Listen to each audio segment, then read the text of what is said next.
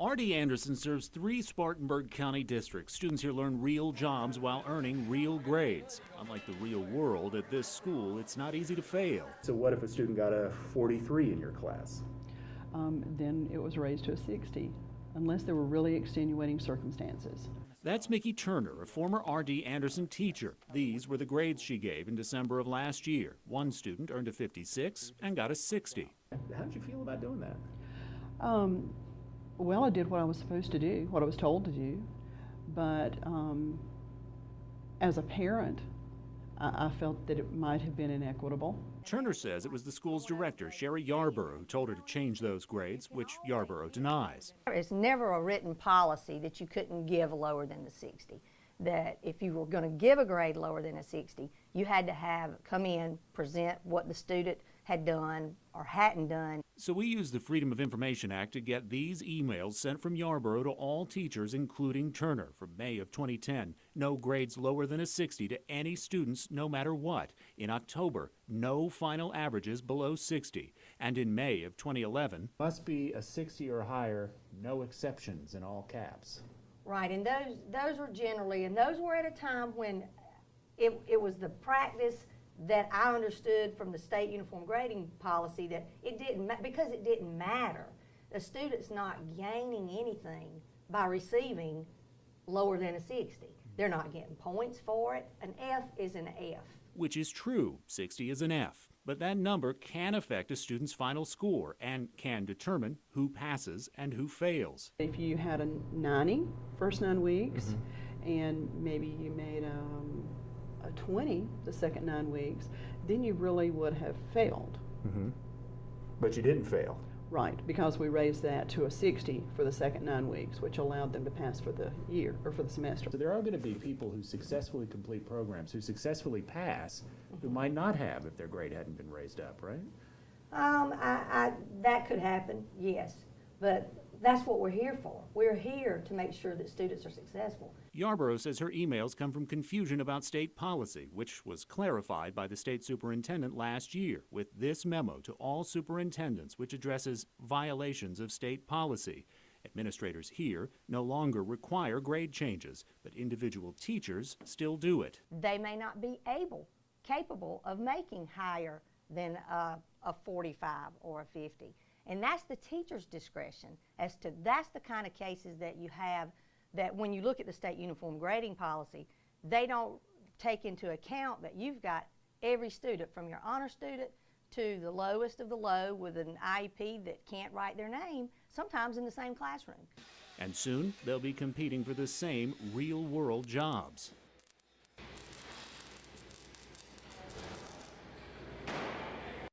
At this stop, there are 4 kids. Here's the bus stop on Abner Creek Road that takes Daniel Harrison's daughter to middle school. She leaves here at 6:20 a.m., sometimes doesn't return until after 5. By bus, it's a very long ride. I'm telling you, it takes them 90 minutes to get from here to the middle school. It does not take us that long. Actually, we drove it. It's fewer than 8 miles, a straight shot that took us 11 minutes. Spartanburg District 5 told us this is their longest route, 90 minutes each way. It's 90 minutes on this bus. Is that too long? Well, you know, we've talked about that today. It probably is too long, but we need more buses from the state to make it a shorter routes. But a shortage of buses is not the only problem. In October, we showed routes in Lawrence County where they have a shortage of drivers. Students get home after 5:30. There are delays caused by an aging fleet, like in August, where hundreds of Greenville County students showed up late because 15 buses broke. The previous day, a bus in Pickens County caught fire. Those problems aren't new, and your district knows it. Our transportation director made note to me that it's not only just more buses, but newer buses. Getting older buses may not help. So the problem is the routes themselves, and it starts at your school district because many routes, including the one outside Daniel Harrison's house, break state rules, which, quote, uses 1 hour and 15 minutes as a guide for maximum riding time. The state director of transportation told me the problem could be inefficient routes or overcrowded buses. If it's a shortage of buses, your district's supposed to request more. As for Daniel, last night he hopped in the car to go searching for his daughter. Come to find out, she actually had to get off at an earlier stop because it was so late. It was faster for her to walk from that other stop than it would have been for her to just take the bus. Some days it's faster to walk 8 miles to the school itself. The teenage cloggers at this Gaffney dance studio are usually very good, but when TLC, home of Honey Boo Boo, came here to shoot this, in Gaffney, there are 3 choices of things to do. 1, go bowling. 2, get pregnant. 3, clog. a lot of folks in Gaffney didn't like that. Even the Chamber of Commerce got complaints. It didn't have to be that way, but this is how reality TV works. All clips, sound bites, quick edits, dramatic music, with a healthy dollop You know what, honey? Anybody who I train is a valuable asset. of ego. With those tools, you could tell any story you want. And we're going to prove that starting right now, because every story I do is great. One of the great things about Cherokee County is the outlet mall on Interstate 85. We have a great barbecue place called Daddy Joe's Barbecue. The area, the weather, the climate. Just a great small town. Anything that comes up negative, Gaffney's portrayed in a negative image. You're never leaving Gaffney? Well, not that I plan on it anytime soon, no.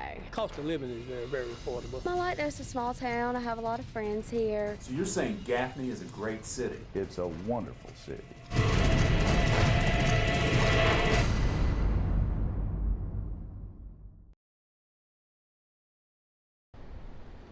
It's 11 a.m. on a Wednesday. The emergency room at Spartanburg Regional is already filled with paramedics and patients, people lined up and waiting to see doctors like Chris Lombardozzi.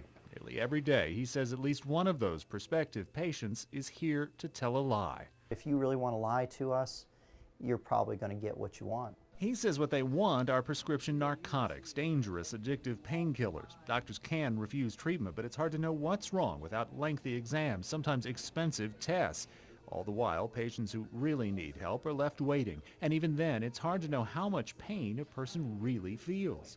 They know that if they come to an emergency department and they give us a good story of a type of ache or pain, that we're probably likely to give them that. South Carolina does try to monitor these pill seekers. The state automatically downloads your pharmacy records for every controlled substance you get. Pharmacies can refuse to fill any prescription, but even then they say too many addicts slip through. Too many people to catch, too many eggs to fry, whatever you want to call it. I mean, it's just like they're overworked. And here's the kicker. There's no risk. Some liars get the drugs they want, and if they don't, There's no law against lying to your doctor. try another hospital or wait another day.